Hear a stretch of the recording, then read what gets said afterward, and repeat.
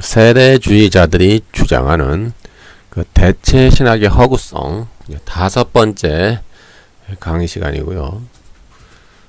개혁주의는 대체라는 말을 쓰지 않습니다. 대체 신학을 주장하는 자들은 카톨릭과 또는 반유대주의 정서를 가지고 있는 그 근본주의 자들 가운데서 나오는 신학이고요. 개혁주의의 짝퉁이죠. 이렇게 이제 잘 이해하시면 되겠고요. 이신칭의 안에서 유대인이나 이방인이나 이제 하나의 몸을 이루는 제3의 생명체, 유기체인 하나의 교회, 하나의 성전, 하나의 몸된 교회가 성경에서 말하는 근본적인 목적입니다. 대체라는 말은 없어요. 제가 이제 5번째 강의 시간에서 하도 반복을 많이 했으니까 지금까지 강의를 하는 거 한번 쭉 들어보시고요. 이제 이번 강의는 이제 마지막 강의입니다. 이제 정리를 하고 이제 마칠까 합니다. 로마서 11장에서 바울은 이미 살펴본 것처럼 이스라엘과 이방인에 대한 그 비유를 많이 했죠. 이방인은 돌 감람나무, 유대인은 참 감람나무 이렇게 돼 있고요. 근데 사람이 원래 감람나무가 아니라 가지라고 나와 있어요. 가지. 그러니까 이방인은 돌 감람나무 가지. 그다음에 유대인은 원 가지. 그리고 참남나무는 엘라이아입니다. 헬라어로 엘라이아. 즉 그리스도를 뜻하는 거예요. 그리스도. 유대인이 아닙니다. 유대 종교도 아니고요. 유대 율법주의도 아닙니다. 오해하시면 안 돼요. 이 구절을 이게 세대주의자들이나 이 메시아닉 주들은 해석을 너무 이게 유대인이라고 해석을 하거든요. 근데 이것은 그렇진 않아요. 다시 정리하면요. 제가 로마서 11장을 잠깐 다시 정리하면 너희 이방인들은 특별한 원의식을 가지지 말라. 이게 바울은 말하는 거예요. 너희들이 특별함이 있어서 너희들이 구원을 받은 게 아니다. 너희도 똑같은 더러운 죄인이다 이 말이야. 너희도 악하고 더럽고 심판받을 죽을 죄인이지만 하나님의 은혜로 너희들이 구원을 받은 것이지 너희들이 유대인보다 뭐 특별함이 있어서 너희들이 구원받은 것이 아니니까 너희 이방인들은 유대인에 대해서 뭐 우월의식 갖지 말아라. 뭐 대체신학 그딴 거 없다라는 거야. 그러니까 대체신학을 주장하는 자들은 이 바울의 로마서 11장의 가르침을 떠난 자들이에요. 이거 짝퉁이죠. 짝퉁이고 이들이 가지면 거짓 가르침이에요. 그 이방인 너희들은 유대인이 불순종해서 너희들에게 보험이 들어갔지만 너희들도 불순종하면은 똑같이 유대인들처럼 너희도 망한다. 너희도 심판을 받는다라고 경고하고 있어요. 이방인에게. 너희도 그러니까 하나님이 주신 그 구원을 놓치지 마라. 은혜를 꼭 잡으라. 너무 자고하지 말아라. 너희도 두렵고 떨림으로 너희가 하나님이 너에게 주신 구원을 두렵고 떨림으로 이루어 가라. 경고의 말씀을 많이 하셨어요. 사도 바울이 로마서 11장에서. 그리고 이제 결국에는 이방인의 충만한 수자가 차면은 이제 유대인들이 회심을 하고 그리스도에게로 돌아온다라고 하는 종말론적 전망을 제시를 하고 있죠. 여기서 중요한 건 이거예요. 이방인은 돌 감람나무 가지입니다. 가지입니다. 가지. 이 중요한 거예요. 유대인은 원 가지입니다. 가지. 그리고 이 원 가지와 돌 감람나무 가지는 좋은 감람나무 칼리 엘라이오스, 헬라어로 칼리 엘라이오스인데 이거 그리스도를 뜻하는 거예요. 그리스도에게 접붙임을 대야 유대인이나 이방인이나 산다는 거예요. 예? 좋은 감람나무 칼리 엘라이오스에 접붙임을 당해야 유대인 원가지도 살 수가 있고 이방인 돌 감람나무 가지도 살 수가 있는 거예요. 그 방법은 오직 믿음이라는 거예요. 오직 믿음, 오직 은혜. 이신칭의 말미암아 접붙임되어서 생명을 누릴 수 있다라고 바울은 강조하고 있죠. 때문에 이신칭의 앞에는 유대인과 이방인은 차이가 없어요. 때문에 이 좋은 감람나무인 칼리 엘라이오스를 어떤 유대교라고 해석하거나 유대교 전통이라고 해석을 해서 이방교회가 유대교의 전통에 접붙임을 되어서 똑같이 다시 구약의 율법으로 돌아가서 구약의 제사를 드리고 구약의 어떤 안식일을 지키고 구약의 어떤 절기를 지키는 그런 유대교 전통으로 다시 돌아간다라고 가르치는 자들은 그들은 사악한 자들이 되는 거예요. 죄송하지만 이 메시아닉 주들 가운데서 이런 성경의 원래 가르침을 외면해서 지들이 스스로가 자의적으로 해석하는 자들이 너무나 많은 거예요. 그러니까 상당히 위험한 사상이죠. 이런 메시아닉 주들의 이런 위험한 사상들이 이 세대주의 안으로 많이 들어온 거예요. 그러나 사도 바울은 그렇게 말하지 않아요. 사도 바울은 좋은 감람나무 칼리 엘라이오스는 그리스도다. 유대인 원가지도 접붙임을 해야 너희도 살 수가 있는 것이고 이방인들도 돌 감람나무 가지인데 너희도 접붙임을 해야 너희도 살아갈 수가 있다. 그 말을 하는 거예요. 방법은 오직 믿음, 오직 은혜. 이 신칭이 외에는 없다라는 거예요. 이것이 바울이 로마서 11장에서 말하고 있는 개념이죠. 이스라엘에서 교회로 대체되었다는 말을 쓰지 않아요. 그런 건 짝퉁 신학입니다. 대체 신학이라고 하는 만든 자들은 이 반유대주의 근본주의자들과 카톨릭주의자들이 결합을 해가지고 이들이 만드는 짝퉁 거짓 신학이에요. 그러니까 개혁주의자들은 대체 신학이라는 말을 쓰지 않아요. 이제 이렇게 해서 이제 로마서 11장을 정리했고요. 그래서 로마서 11장에는 바울이 그래요. 너희 이방인들아, 너희는 유대인들이 회심해서 다시 그리스도에게로 돌아올 수 있도록 그들을 위해서 기도해라. 그들에게 우월식 갖지 말고 그들을 폄하하지도 말고 그들과 같은 너희는 앞으로 하나의 접붙임을 받을 그런 생명체이기 때문에 그들을 위해서 기도하라. 라고 말하고 그들에게 이방인들에게 교훈을 주고 있는 거예요. 그리고 다시 그러면 에스겔 43장으로 다시 돌아오면은 그럼 천년 왕국에는 다시 제사제도가 부활하느냐? 특히 사도계시 레위인의 정체는 무엇이냐? 이런 것을 쭉 볼 때요. 이 신약에 와서는 이 에스겔 43장의 이 본문을 18장 19절을 해석하는 본문이 없어요. 신약에 와서는 눈 뜨고 봐도 사도 바울이나 사도 요한이나 뭐 베드로나 야고보나 신약 성경을 눈 뜨고 봐도 다시 천년왕국에는 제사 제도를 드려야 된다. 유대인들은 민족의 죄를 위한 피해 속죄를 하기 위해서 동물의 제사를 드려야 된다라는 말이 등장하지 않아요. 때문에 이런 세대주의자들의 이러한 발상들은 아주 위험한 발상이고 다시 율법주의로 돌아가려고 하는 그러한 위험한 신학 사상이기 때문에 이단입니다. 이단. 이런 말 해서 뭐 기분 나쁜 생각하지 마시고요. 성경을 떠났기 때문에 이단이 되는 거예요. 오직 그 에스겔 40장에서 48장까지 그 에스겔 성경이 나오잖아요. 요 구절을 재해석한 본문은 딱 하나 있어요. 요한계시록 21장에 사도 요한이 이 에스겔 성전을 재해석을 했어요. 어떻게 재해석을 했냐면은 하늘에서 내려오는 새 예루살렘 성이다. 그리고 그 새 예루살렘 성은 어린 양의 아내요 그리스도의 신부다. 즉 교회다라고 이미 해석을 하고 있어요. 이 요한계시록 21장 9절 10절에서. 그리고 성전은 무엇이냐? 성전은 인간의 손으로 지은 성전은 이미 필요 없다. 하나님과 어린 양인 그리스도께서 친히 성전이 되신다. 21장 22절. 주 하나님 곧 전능하신 이와 및 어린 양이 그 성전이 되시지 인간의 손으로 지은 성전 따위는 필요 없다. 건물 그딴 거 필요 없다라고 이미 사도 요한이 재해석을 했어요. 그렇게 받아들이시면 돼요. 세대주의 자들은 그렇게 해석하시면 되고 사도 바울은 요한계시록에서 천년 왕국 동안에 다시 뭐 동물 제사를 드리고 유대인들은 자기 민족의 죄를 속죄하기 위해서 피해 제사를 드린다. 다시 율법주의로 돌아간다라고 이미 요한계시록에 그런 말 자체가 나오질 않아요.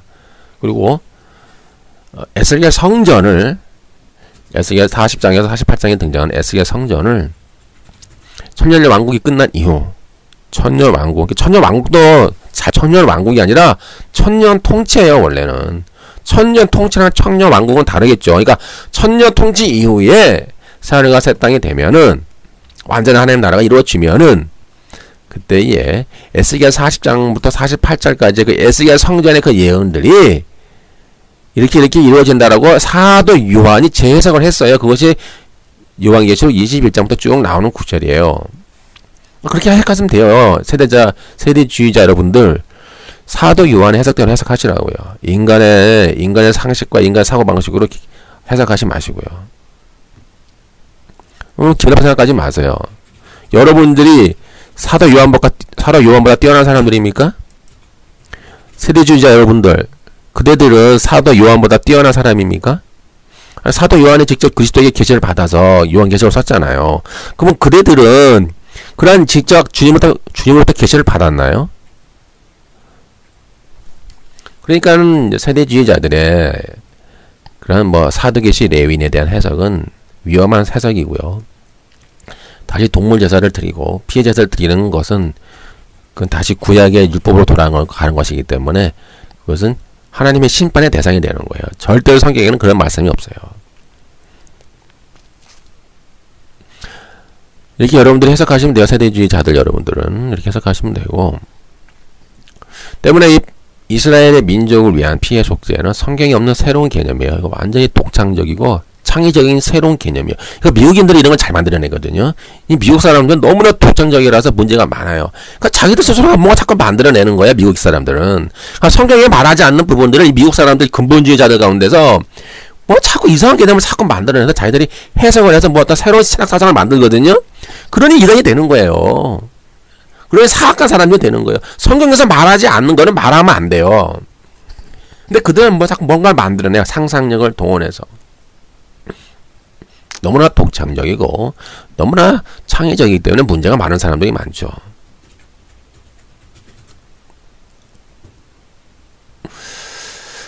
이제 이런 식으로 이제 에스겔 40장에 48장까지 정리하면 되겠고요. 즉 다시 말하면 유대인들은 오직 이신칭의로만 구원을 받는 거예요. 이신칭의 외에는 없는 거예요. 그러니까 성경에서 계속 반복되고 있는 거예요. 더 이상 필요 없어요. 개인의 죄를 위한 속죄와 유대 민족을 위한 속죄의 제사가 따로 구분되지 않아요. 그 주님은 유대 민족을 향한 유대 민족의 죄의 어떤 피해 속죄를 요구하지 않아요. 주님은 그런 개념도 성경에 등장하지도 않고요. 오직 예수 그리스도를 통해서, 오직 예수님을 통해서 십자가를 통한 죄 용서와 죄 사함밖에 없는 거예요. 그 이상은 존재하지 않아요. 그러면 이제 유대인들이 회심하는 회심과 방향성을 어떻게 우리가 제시를 해야 되느냐?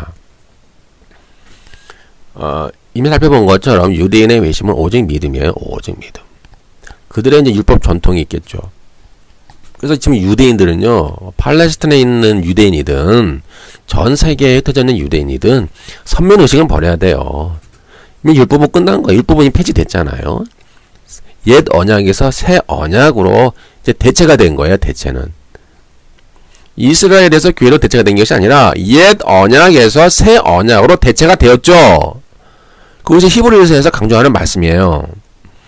때문에 유대인들은 이제 이 메시아닉, 이 유대인들은 이 메시아닉 주도 마찬가지고요. 어떤 선민의식과 그때 율법 전통에 대한 고수를 버려야 돼요. 그리고 오직 믿음이고요. 이제 그 구약의 율법을 다시 그리스도 안에서 재해석하고 재해석을 해야 되는데, 재해석하면 뭐예요? 사랑이죠, 사랑. 그러니까 율법은, 구약의 율법은 이제 신약에 와서 재해석이 돼요. 마태복음 5장에서 7장까지 예수님이 구약 율법을 재해석하신 것처럼 사랑, 자비, 긍휼, 은혜, 치유, 회복, 생명, 죄사함, 용서, 하늘의 풍성한 생명, 구원, 이렇게 구약의 율법이 재해석이 되는 거예요. 그리고 사도 바울이 말하죠. 너희가 성령을 따라 행하여 성령의 열매를 맺혀라. 그러면 너희는 모든 구약의 율법을 완성하였느니라. 완성하는 것이 되느니라 라고 이미 사도 바울이 로마서에서 강조하고 있죠. 갈라디아에서도 마찬가지고요. 따라서 이제 유대인들이 회심하잖아요. 그러면 그들은 이제 이신칭의를 통하여 그들은 성령의 열매를 맺히면 돼요. 구약의 율법은 폐지됐으니까. 다시 안식일이나 절기법 지킬 필요가 없어요. 메시아닉 주의의 이런 문제점들은 다시 구약의 절기와 율법을 지켜야 한다고 주장하는 데 있죠. 이러한 사고방식은 그 사도행전 15장에 등장했던 그 이 예루살렘 교회, 예루살렘에 있는 그 기독교회 안에 있는 유대인 기독교인이 사도행전 15장에 봤더니 너희가 구원을 얻기 위하여는 할례도 행해야 되고 너희의 안식일도 지켜야 되고 너희가 모세의 율법을 지켜야 된다라고 주장했던 사도행전 10장 15장으로 다시 돌아가는 거예요. 이 메시아적 주의 문제점들은. 근데 사도행전 15장에 봤더니 사도들이 뭐라고 그래요? 회의를 하면서 그따위 율법은 이제 지킬 필요가 없다. 다시는 그냥 죄를 짓지 말아라. 그리고 죄를 멀리하고 깨끗하게 살고 성결하게 살고 믿음을 통하여 하나님 말씀대로만 순종하면 잘 살아라. 열심히 살아라. 라고 사도행전 15장에서 사도들이 회의를 해서 이미 다 이게 가르치잖아요. 근데 다시 오늘날의 메시아닉 주들이 다시 유대인의 구약의 율법으로 돌아가야 된다. 다시 절기를 지켜야 된다라고 주장하는 것은 그들은 다시 펠라기우스로 돌아가는 이단이 되는 거예요. 미안하지만은. 그러니까 로마서와 갈라디아서와 사도들은요, 이 율법을 지켜야 된다라고 했던 그 유대 기독교인과 싸운 거예요. 이들이 이신층의 신학 이론을 세우면서 이런 펠라기우스 주의자들과 계속 싸운 거예요. 유대 기독교인들과. 그래서 이신층의 개념이 등장했죠. 이것이 우리 신약에 등장하는 새 언약이에요. 근데 그래서 허문다는 거야. 다시 이 메시아적 주들은 다시 허물어요. 허물고 다시 구약으로 돌아가야 된다라고 하니 이것은 얼마나 사악한 일입니까? 이것은 히브리서의 말대로 표현하면은 하나님의 아들을 욕되게 하는 것이고 예수님의 십자가를 부정하게 만드는 것이며 하늘의 은사와 하늘의 능력을 체험하고도 다시 유대주의 율법으로 돌아가려고 하는 그런 배도자와 같은 거예요. 히브리서는 유대 기독교인들에게 쓴 경고의 책이에요. 유대 기독교인들이 이 메시아닉 주와 비슷해요. 이들이 자꾸 구약의 율법으로 돌아가려는 거예요. 처음엔 잘 믿었어요. 오직 믿음, 오직 은혜. 그러니까 주님을 잘 믿다가 아닌데 다시 율법으로 돌아가야 되는 거 아니야? 다시 율법을 지켜야 되는 거 아니야? 율법을 지켜야 구원 얻는 것 같은데 그렇게 많이 변질이 됐어요. 그래서 히브리서가 그러한 유대 기독교인들 향해서 예수 그리스도께서 모든 구약의 옛 언약을 폐하시고 새 언약을 완성하셨으니 다시 구약의 율법으로 돌아가지 말아라. 이게 경고하는 책이 히브리서입니다. 그러니까 이 세대주의자들은요, 좀 히브리서를 잘 읽으세요. 그 히브리서에 보면은요, 오직 유대인들이 믿음을 통해서 구원받는다는 대화가 있고요. 히브리서 11장에 나오잖아요. 11장. 믿음은 뭐예요? 믿음이 나오잖아요. 히브리서 11장에. 믿음은 바라는 것들의 실상이요 보지 못하는 것들의 증거니 선지인들이 이로써 증거를 얻었느니라. 믿음으로 모든 세계가 하나님의 말씀으로 지어진 줄을 우리가 아나니 이렇게 나오잖아요. 그러니까 이 히브리서는 구약의 율법으로 돌아가려고 하는 그 메시아닉 주와 같은 사람들이 있었는데 그들 향해서 경고하는 거예요. 다시 구약의 율법으로 돌아가지 마라. 믿음은 바라는 것들의 실상이다. 오직 새 언약에서는 믿음이다. 믿음. 사실 피해 제사 필요 없다. 다시 유대 민족의 죄를 속죄하기 위해서 성전을 짓고 다시 구약의 제사, 피해 제사, 동물의 제사로 드릴 필요가 없다라고 이 히브리서에서는 계속 강조하고 있는 거예요. 그러니 메시아닉 주들은 히브리서의 말씀을 통째로 부인하는 거예요. 기타 신약의 모든 로마서와 갈라디아서 말씀을 다 부인하는 자들이 되는 거예요. 그럼 뭐에 부인하면 결국 이단 아닙니까? 개인의 죄를 위한 속죄와 유대 민족의 죄를 위한 속죄가 없어요. 구분이 없어요. 다 똑같은 거예요. 주님은 유대 민족의 죄를 위한 속죄 제사를 요구하지 않아요. 주님이 요구하는 건 믿음이에요. 믿음.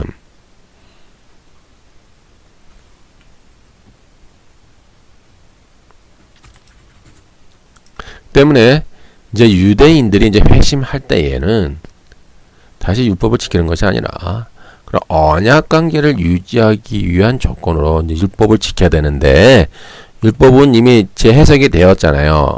어떻게 해요? 사랑, 자비, 긍휼, 치유, 회복, 은혜, 구원, 생명, 용서.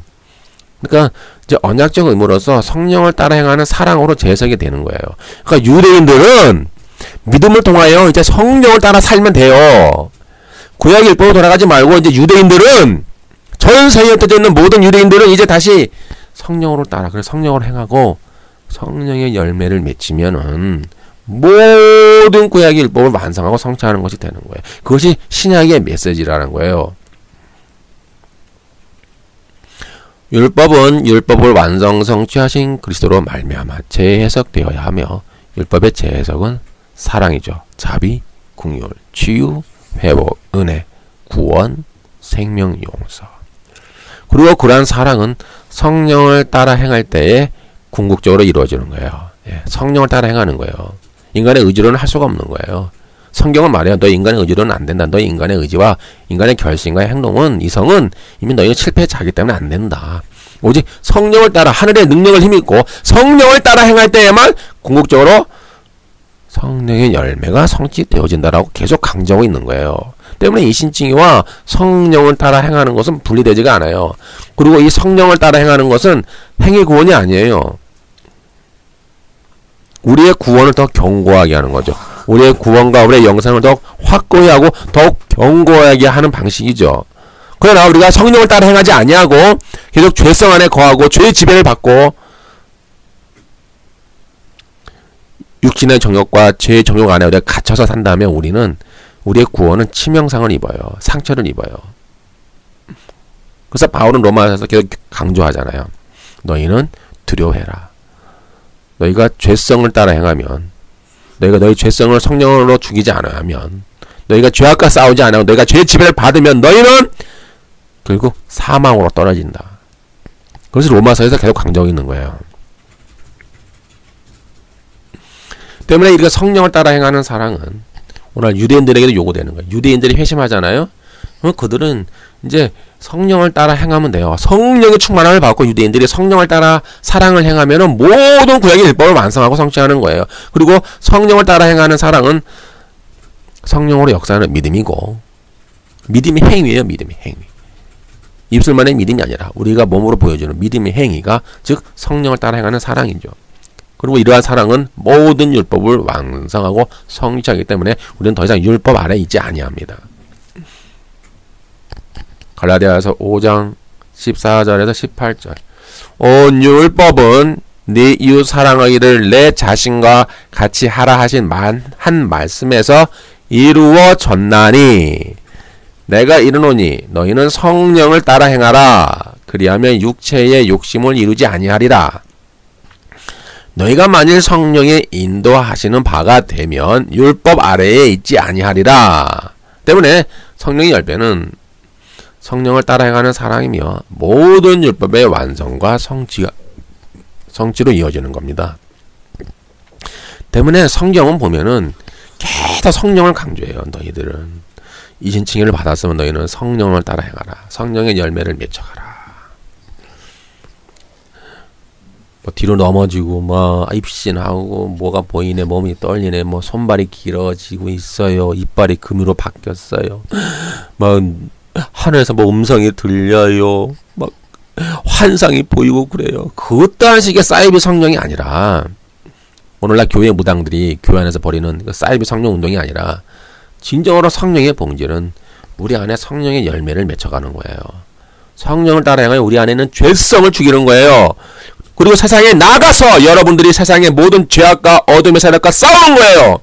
여러분들의 삶의 현장에서, 여러분의 일터에서, 여러분의 생계 현장에서, 여러분들 직업의 현장에서, 그곳에 둥지를 틀고 있는 이 더러운 사악한 사탄의 존재들, 사탄에 대한 잔존 세력들, 어둠의 세력들, 사탄의 가치관들, 바알의 가치관들, 바알의 세계관들, 바알 자본주의, 이런 것들 다 싸우는 거예요. 그런 것들과 이 세상에 나가서 어둠의 세력과 싸우는 거예요.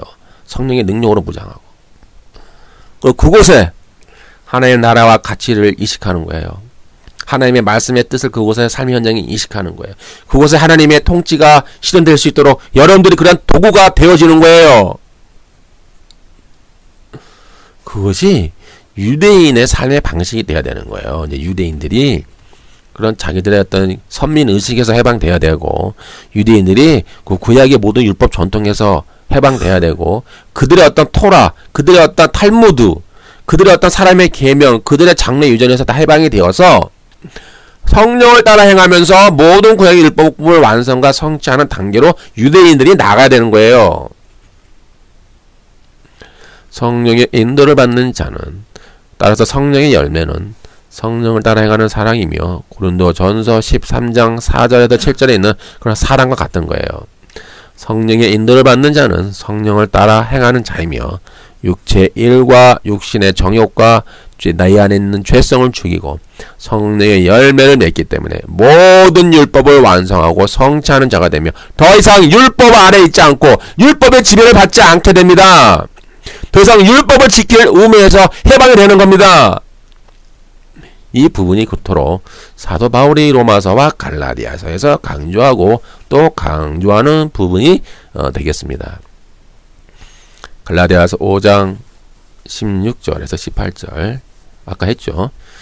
갈라디아서 5장 22, 23절 오직 성령의 열매는 사랑과 희락과 화평과 오래 참음과 자비와 양성과 충성과 온유와 절제니 이 같은 것을 금지할 법이 없느니라. 로마서 8장 4절 육신을 따르지 않고 그 영을 따라 행하는 우리에게, 즉 성령이죠. 그 성령을 따라 행하는 우리에게 율법의 요구가 이루어지게 하려 하십니다. 이것은 이방인에게만 하는 말이 아니에요. 바울은 로마서는 누구에게 하는 말입니까? 유대 기독교인과 헬라 기독교인 두 사람에게 두 부류들에게 다 같이 똑같이 말씀하는 거예요. 사도 바울은 너희 유대 기독교인들아, 너희도 성령을 따라 행하라. 그럼 너희도 너희에게 있는 모든 율법의 요구가 이루어진다. 율법을 지킬 그런 의무에서 해방이 된다. 다시 피해 제사를 드리거나 다시 안식일을 지키거나 다시 절기를 지키거나 다시 유대 전통으로 돌아가는 것에서 해방이 된다. 너에게 필요한 것은 성령을 따라 행하는 것이다라고 지금 바울이 유대 기독교인들, 유대 메시아닉 주 그들에게 향해서 지금 로마서에서 바울이 말하고 있는 거예요. 때문에 이 변질된 가르침을 전하고 있는 오늘날의 메시아닉 주들은 이 로마서를 통해서 하나님의 온전하신 뜻이 무엇인가를 다시 발견해야 돼요. 결론입니다. 세대주의자들이 비판하는 대체 신학은 개혁주의가 아닙니다. 카톨릭주의와 또는 반유대주의 근본주의자들이 있어요. 그들이 만들어내는 비성경적 신학이에요. 따라서 이 개혁주의가 사탄의 신학이라고 주장하는 세대주의자들은 그들의 신학 자체가 문제가 있다는 것을 지금 우리에게 보여주고 있는 거예요. 반증하고 있는 거예요. 즉 세대주의 신학 종말론에도 문제가 많고 그들의 환란전 휴거설이나 청년 천국 왕국론이나 또 7년 대환란이나 베레치가 육육 등등 이 세대주의 신학 자체에 너무나 많은 문제가 있다는 것을 그들 스스로가 지금 보여주고 있는 거예요. 그들의 말하는 것에서부터 그들의 행동하는 것에서부터. 세대주의자들의 이런 백투더 예루살렘 운동은 성경적이지 않죠. 오히려 백투더 유대인입니다. 따라서 여러 세대주의자 여러분들 자꾸 예루살렘으로 가려고 하지 마시고요. 전 세계에 흩어져 있는 유대인으로 가세요. 전 세계에 흩어져 있는 모든 유대인들에게 가서 그들에게 복음을 전하세요. 세대주의자 여러분들 자꾸 예루살렘으로 가려고 하지 마세요. 유대인들이 전 세계에 흩어져 있잖아요. 유럽에도 있고 미국에도 있고 저 남미에도 있고 동남아에도 있고 아프리카에도 있고 전 세계에 유대인들이 흩어져 있을 거 아닙니까? 그러면 그들에게 가서 복음을 전하세요. 백투더 유대인. 그것이 성경적인 개념이에요.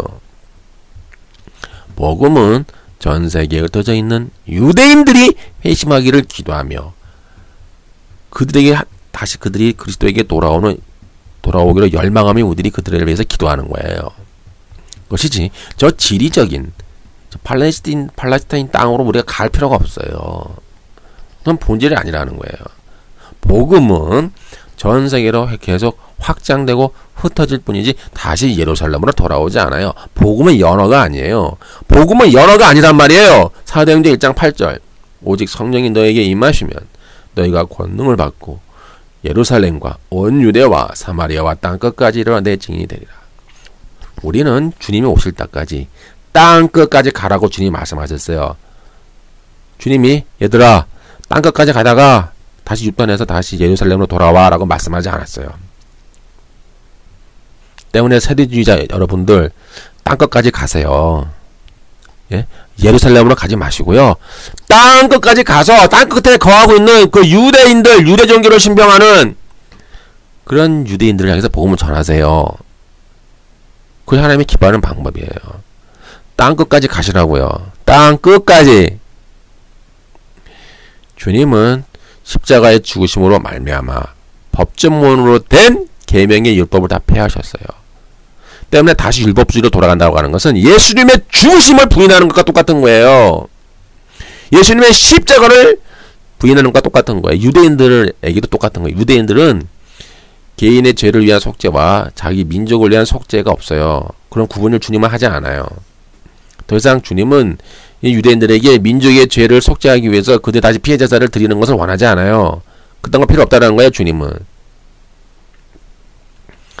그리고 유대인과 이방인 모두가 예수 그리스도 안에서 새로운 한 사람을 지어서 화평하게 하셨고, 그 결과는 하나의 몸된 교회, 하나의 교회를 이루는 것이지 대체라는 말은 쓰지 않아요. 대체라는 말 자체가 없어요. 그러니까 대체라는 말을 쓰는 사람은 그 자체가 사악한 자들이에요. 그렇게 세디주의자는 이해하시기 바라고요.